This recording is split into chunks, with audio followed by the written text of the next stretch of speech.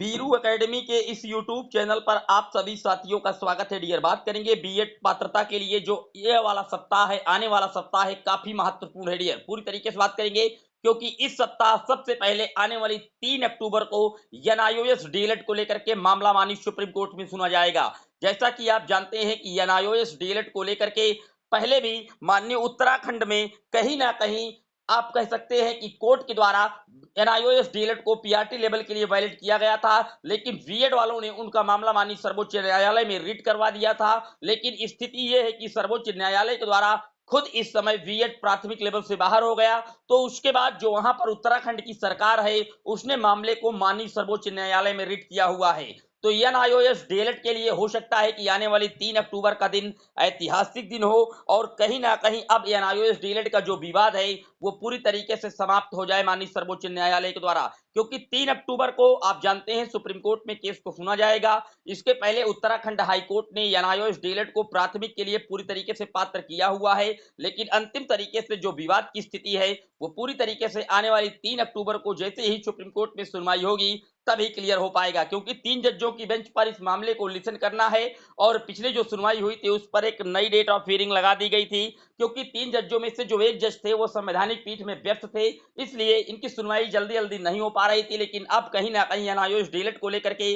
आने वाली 3 अक्टूबर को महत्वपूर्ण सुनवाई होगी माननीय सुप्रीम कोर्ट में। उसके बाद आने वाली 4 अक्टूबर को एमपी टेट वर्ग 3 की शिक्षक भर्ती में एक महत्वपूर्ण सुनवाई जबलपुर हाई कोर्ट में होने जा रही है, क्योंकि आप जानते हैं मध्य प्रदेश में बीएड के जो अभ्यर्थी है वो नियुक्ति पत्र पाए हुए हैं 2 ग्रुपों में, और कहीं ना कहीं अब जो एमपी वर्ग में जो वहां पर जबलपुर हाई कोर्ट में सुनवाई होने जा रही है, तो वहां पर राज्य सरकार का जो पक्ष होगा वो किस तरीके से रखती है काफी महत्वपूर्ण होगा। देखने वाली बात यह होगी कि बीएड अभ्यर्थियों के पक्ष में राज्य सरकार खड़ी है, किस तरीके से वो अपना काम करती है, क्योंकि माननीय सर्वोच्च न्यायालय के फैसले पर बीएड पूरी तरीके से बिखरा पड़ा है। और अंतिम जो उम्मीद की किरण है जबलपुर हाईकोर्ट में, वो केवल राज्य सरकार किस तरीके से अपना जो पक्ष है वो पेश करती है, रिप्लाई किस तरीके से रखती है। हालांकि मैं आपको बता दूं, मध्य प्रदेश की शिक्षक भर्ती में निश्चित तौर पर कहीं ना कहीं इसके पहले भी मामले को माननीय सुप्रीम कोर्ट में आइए दाखिल करके बीएड के अभ्यर्थियों ने पेश हुए थे, लेकिन सर्वोच्च न्यायालय ने उन्हें पूरी तरीके से झटका दिया था। लेकिन ये बात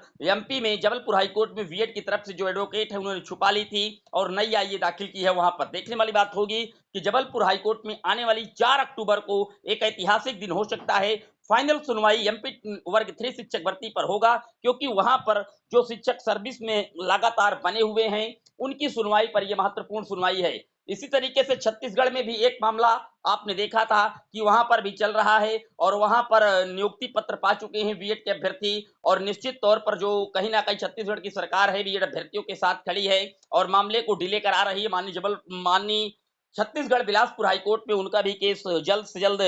जो है कहीं ना कहीं आप कह सकते हैं लिस्टेड होने वाला है। जैसे ही लिस्टेड होगा उस पर हम आपको अपडेट देंगे। लेकिन उसके बाद जो कहीं ना कहीं बिहार की शिक्षक भर्ती के अकॉर्डिंग भी आपको बता दें कि बिहार में आप जानते हैं कि कहीं ना कहीं वहां पर जो सरकार है पटना हाई कोर्ट के अगेंस्ट और सुप्रीम कोर्ट के अगेंस्ट जाते हुए एक नई एसएलपी दायर की है, लेकिन उस पर जो डिफेक्ट था एसएलपी का वो पूरी तरीके से समाप्त हो चुका है। और कहीं ना कहीं उम्मीदें हैं, देखने वाली बात ये होगी कि रजिस्ट्रार्ड ऑफिस से कहीं ना कहीं उनका निस्तारण कर दिया जाता है या लिसन अगर सुनने लायक कोई मौका होगा, उसमें कोई पॉइंट होंगे तो हो सकता है कि इसकी डेट मुहैया कराई जाए और मैटर को सुना जाए। इसके पहले आपने देखा था कि वेस्ट बंगाल वाले मैटर में इसी तरीके से हुआ था, रजिस्ट्री ऑफिस से ही केस को लॉक्ड कर दिया गया था। तो अगला सप्ताह काफी महत्वपूर्ण है इन सब मुद्दों को देखते हुए। निश्चित तौर पर देखने वाली बातें यह होगी कि एनआईओएस डीएलएड एमपी वर्ग 3 पर 3 और 4 अक्टूबर को क्या वहां की हाईकोर्टों के द्वारा डिसाइड किया जाता है। एनआईओएस का मामला माननीय सर्वोच्च न्यायालय में सुना जाएगा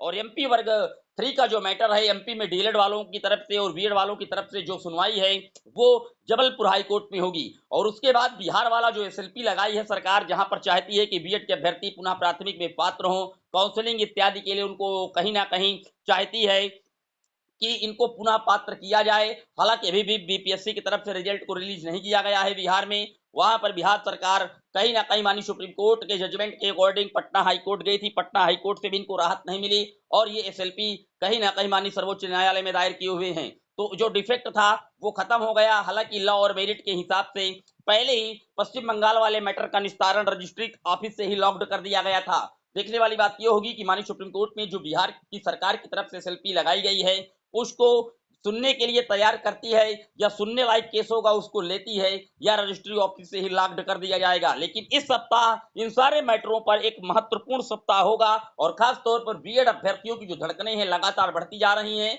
क्योंकि इस सप्ताह एनआईओएस डीएलएड पर भी फैसला होगा, एमपी वर्ग 3 पर भी फैसला होगा और बिहार की शिक्षक भर्ती में जो एसएलपी लगाई गई है माननीय सर्वोच्च न्यायालय में बिहार की सरकार की तरफ से, उस पर भी फैसला होगा। और छत्तीसगढ़ शिक्षक भर्ती में जैसे ही बिलासपुर